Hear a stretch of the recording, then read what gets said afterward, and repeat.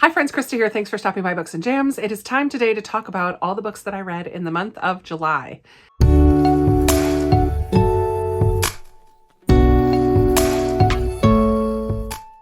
Basically, this is going to be a catch-up-a-thon wrap-up because I read 3 books the first week of the month and then 6 books during catch-up-a-thon and then nothing the last week of July. So basically, you've seen probably most of these in different vlogs that I've did throughout the month of July, but I will first talk about the 2 that I read at the beginning of the month. One I'm going to save because it will be a part of my Read Like a BookTube Friend project. I read one of my Chantel books at the beginning of the month. So the 2 that I read while home at my mom's the first week of July are Falling by TJ Newman. And this is very overdue at the library. I just keep holding on to it until I actually talk about it. So here we are. I loved Drowning in June, and I'm so glad that my hold for Falling came in so quickly.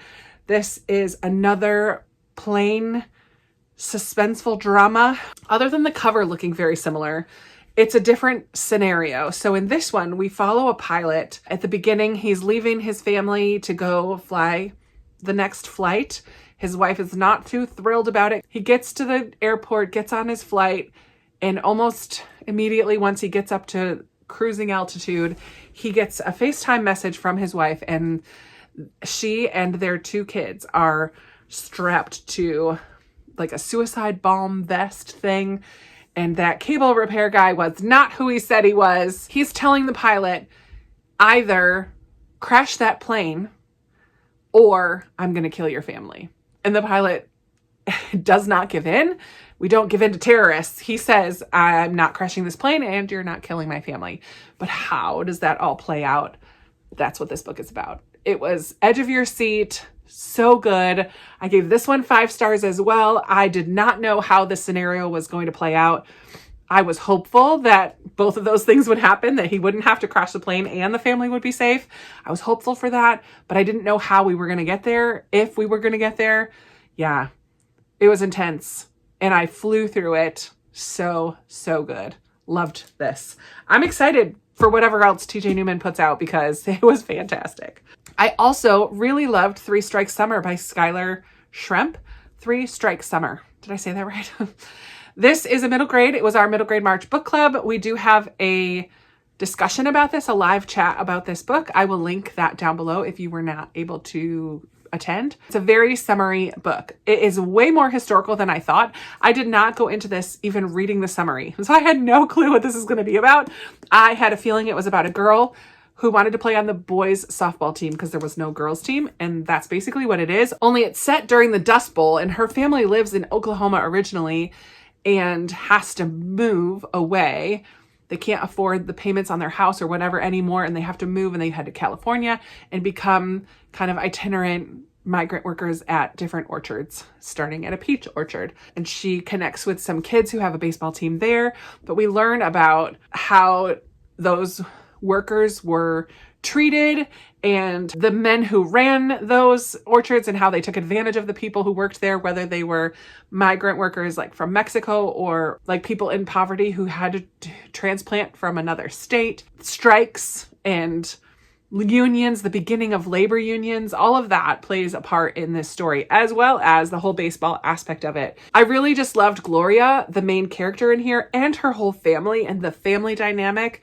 I loved her sister relationship and how it felt so realistic. They really loved each other, but they also got on each other's nerves. Gloria was a little spitfire. She wanted to be older than she was and wanted to kind of be in the middle of everything, but also wanted to just be a kid. She had a very strong backbone, but learned that had consequences at times. It just was a really, really great story. I really loved it and gave this one 4 stars, 4.5, something like that.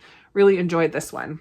And then we have my book of the month books. I did read 6 books during Catch-Up-a-thon. Amy from Amy's Bookish Life and I created this readathon last year, and we did Build a Burger. This year for the summer, we did Build Your Own Ice Cream Sundae. So I'm going to kind of go through the books and build my sundae with you and tell you kind of which book fit the prompt to build Sunday, and we'll see what I ended up with. I really loved watching Lena's Bookshelves vlog about Catch-Up-a-thon because at the end, she actually made the Sunday that she built with her reading. I thought that was such a great idea. I'm like, ooh, I wish I had thought ahead to get the supplies that I needed to build in reality the Sunday that I built in the books that I read. That would have been so cool. Let's start with the container.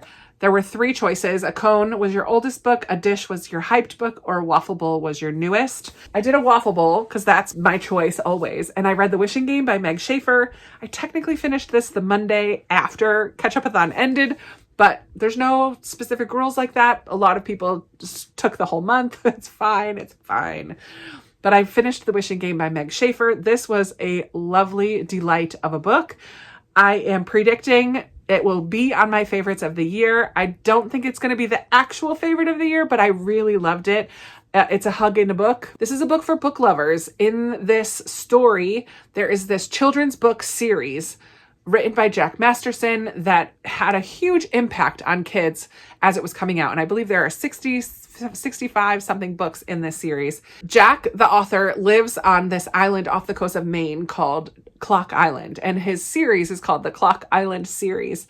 And he created this island to match the setting of all of his books. And the illustrator of his books lives there on the island with him. But Jack Masterson has not written a book in quite almost a decade. He's kind of taken to drinking all the time, and Hugo is just very concerned for him. Something happens, Jack kind of snaps out of it, and he begins writing his next newest book. And he is going to have a contest on Clock Island for a select group of people to come. And if they can complete all of these challenges that he has for them, riddles and games, then the winner, whoever gets the most points, is going to receive a copy of his book. So we follow Lucy, who is one of these select few people who gets to come to Clock Island. And Lucy is a teacher's assistant in a kindergarten classroom in California.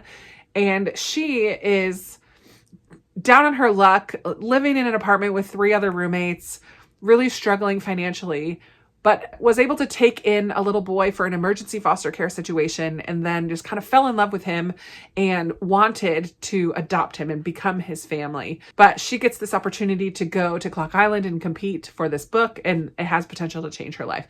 That is like the general story.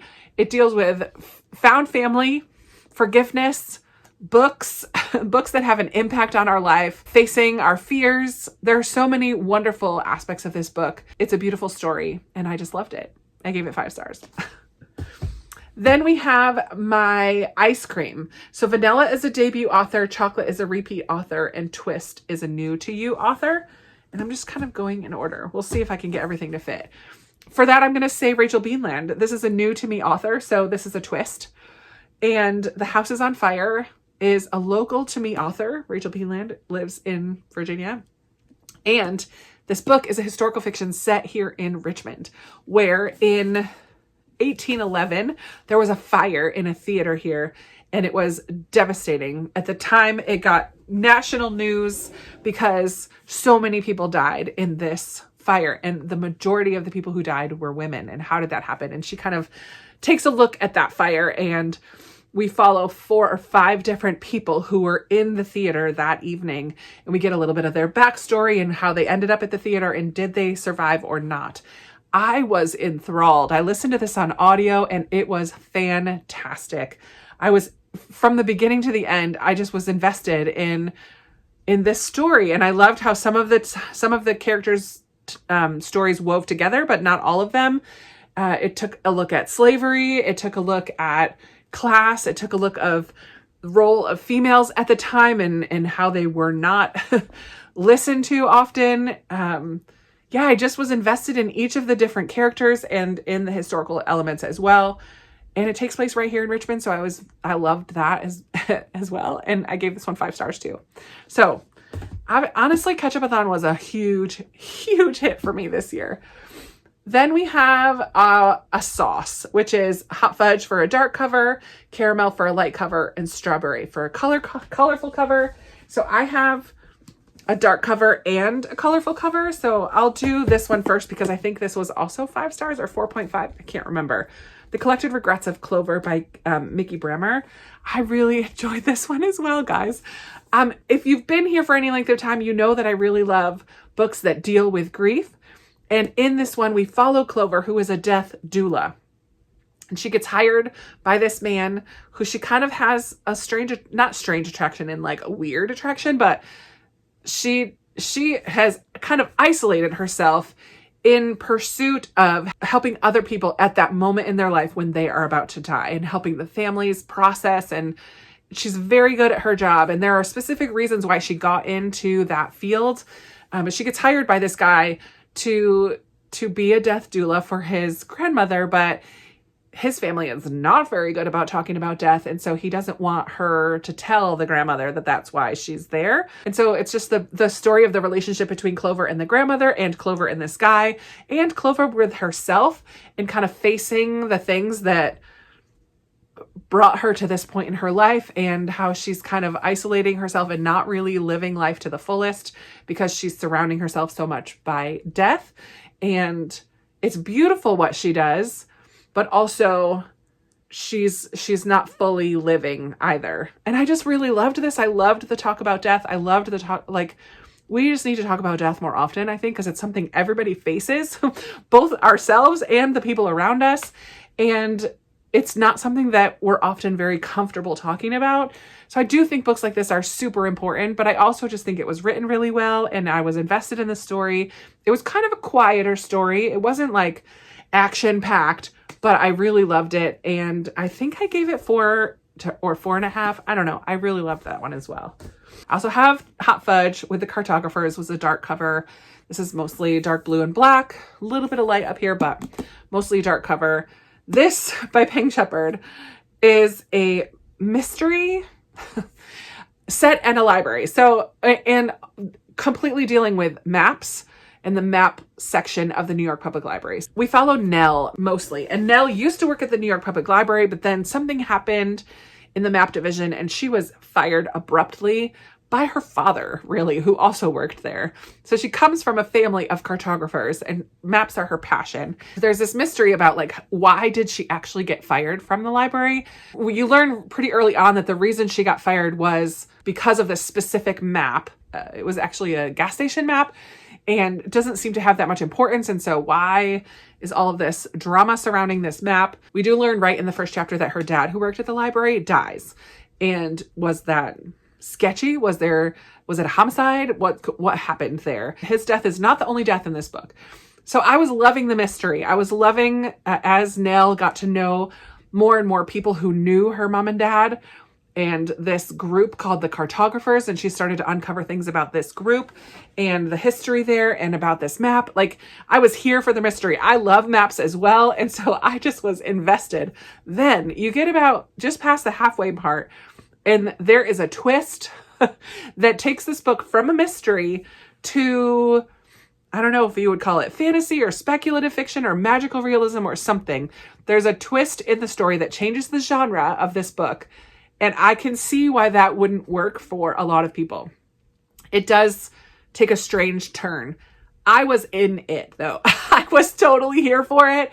I wasn't expecting it, but I was like, oh, okay, that's where we're going to go now. I was ready. I wasn't ready. I was surprised, but I was ready to go along for the ride. Yeah, I really enjoyed this and gave it 4 stars. So good. I guess that's enough sauce. I could do caramel, which is light cover, but I'll skip the caramel. Let's do something out of my comfort zone. So we'll put some fruit. I already have a strawberry topping. Might as well put some chunks of strawberry and banana on my sundae. This is a memoir of essays. What? That's definitely out of my comfort zone. Bomb Shelter by Mary Laura Philpott. The subtitle, Love, Time, and Other Explosives. And I really loved this book. I even love that there's a turtle on the cover because there's a turtle named Frank or something that keeps visiting their family. He was in a couple of the essays. This is just the story of motherhood and family and friendship. And I felt like Mary Laura Philpott was my friend. I listened to this on audio as well, and I thought the audiobook was fantastic. I'm pretty sure she reads it. Actually, I'm not positive about that, but I'm pretty sure she does. And it literally felt like I was sitting down with my friend hearing stories of her life. She had some really poignant things to say. I felt like it was relatable even though I am not a mother, I do not have my own children. And a lot of the stories were about motherhood and about her children. But I just feel like she told them in such a way that felt approachable and relatable. A lot of the feelings that she had and the frustrations that she had, even though I haven't felt them in regards to motherhood, I felt those same feelings in other situations. And I really loved this. It was a pretty short audiobook, and I really enjoyed it. Maybe I need to read more memoirs because I really liked this a lot. So it was out of my comfort zone, but I'm super glad that I read it. I think I gave it 4 stars. It was very good. And then I just have a cherry on top. This is the last one, and that's Killers of a Certain Age. I don't like whipped cream anyway, so I would not put whipped cream on my sundae. I mean, candy could be, let's see, let's put all the things on here. Candy could be historical fiction. I would say that's my go-to genre. Sprinkles my shortest. I did not read my shortest book. I did not read a thriller, so no nuts. Yeah. So this could be caramel and a cherry on top, but I'll just use it for the cherry, which is perfect because this is a fruity sundae anyway. Killers of a Certain Age by Deanna Raybourn is the last of the 6 that I read during the 2 weeks. And this was a fun mystery. Honestly, kind of forgettable. I did listen to this on audio, and it was towards the end of the 2 weeks, and I think I was starting to burn out a little bit, which led to me not reading anything the last week of July. So that's probably part of it, but honestly, I don't remember too much. All I remember is that these 4 women, Billy, Mary Alice, Helen, and Natalie, are on a cruise because they're about to kind of retire from this agency that they worked with where they were assassins. And they were sent all over the world to kill the bad people. So they go on this cruise. It's kind of like their retirement cruise. And while on the cruise, they realize someone is trying to kill them. they recognize some of the players from their agency. So it's some people from their agency. And so then there's this whole mystery of why is it that we are now on the defense? Like, why is somebody trying to knock us out? And so these 4 women were quirky and fun. I kept thinking that they were older than they are. I don't even know how old they were. They'd worked at the museum for 40 years. The museum is what the agency was called. The Elite Network of Assassins, excuse me. They've been there so long that their methods are a little bit out of date now, and there's lots of new ways of doing things. And so is that playing a part of this? Who is involved? What is going on? And so there's this whole mystery, and they trot around trying to figure out who's trying to get them and who can we trust, who can we not trust, how high up the ladder does this go, all of that. It was a lot of fun. It was kind of a little quirky, a little on the lighthearted side of a murder mystery. Definitely had some laugh out loud moments, but the mystery itself was really good. I enjoyed this. Yeah, and I gave this one 4 stars, 3.5 and 4 stars as well. So yeah, definitely super fun. I just realized I do have one more book that I read this month. I read it on my Kindle at first, and then I switched to the audiobook, and that was The Getaway Girls by somebody. This was for our virtual reading retreat that happened in the middle of Catch-Up-a-thon. The BookTube besties, who's Sarah from Sarah's Nightstand, Lindsay from Lindsay's Little Library, Amanda from The Curly Reader, and I. We call ourselves the BookTube besties, and this was our 3rd virtual reading retreat that we host. And this time we had a group read, and it was The Getaway Girls, because we had this whole theme of a road trip during the retreat, which was so much fun. The retreat itself went off splendidly. It was so much fun. It was our best yet. Well-oiled machine for the most part, and yet the group read was not the greatest book, but it did have good discussion, which is what we just loved. Because even though this book was just okay for most people, a DNF for some, and a hit for others, it really did spark some good conversation, and people brought out some things in our discussion that showed a level of connection that they had with it that maybe others didn't. But in The Getaway Girls, we follow 3 women who are relatively strangers. They all take a flower arranging class together and connect while in the class, but they're not really friends outside of the class. But they go for drinks after the last class, and one of them lets the others know she's gonna like buy an RV and travel through France to Italy to look for her ancestors, like the home and the place of her family. And the other two are like, hey, I'm not doing anything. I'm coming with you. So these three women get in an RV and kind of take off on this road trip. There is someone chasing them. There's antics. These women definitely had Golden Girls vibes to it. It was very lighthearted, silly at times. One of them was like chasing tail all the time. Like she definitely wanted a man and found herself in some romantic situations along the way. One of the other ones was being chased by an ex. He's trying to track them down for reasons. And the other one was just trying to deal with her family and her life. And now these two women that she doesn't really know very well. So it was a fun story. It was cute. I ended up giving it 2 stars. It was just okay. Like, I'm glad I read it, but I wouldn't have missed anything if I didn't read it. But I really loved the discussion that we had during the retreat. So that's the Getaway Girls. So towards the end of the month, I did get back into the reading groove a little bit, and I picked up Room. It's not currently finished as I'm recording this, but I'm about 200 pages into that. And I did read about 250 pages of Stellar Loon at the beginning of the month as well. So those are included into my reading during the month as well, but just not finished yet. So overall in July, I read 10 books. My 6th book of the month, these 2, my Getaway Girls for the reading retreat, and 1 Read Like Chantel book. I still have to catch up on those. Holy moly. 10 books is fantastic for a month. I'm very happy with that. I would love to hear your thoughts on any of these. Are you adding any of them to your TBR? I feel like it was a slower month just because in that last week I did not read, but still 10 books. That's still amazing. And quite a few 5 stars and 4-star reads, which makes it a great reading month overall. So I'm very pleased. And I would love to chat with you down in the comments about these books or any of the books that you read in the month of July. I love chatting with you down there, and I love that connection that we have over books. So let's chat. Thank you so much for hanging out with me today and spending some time watching this video. I really appreciate your support of my channel. Every comment and like and watch time that you give me is really important, and I am so grateful. Thank you so much. You're wonderful. I love having you in this community, and I look forward to talking with you in another video very soon. Bye.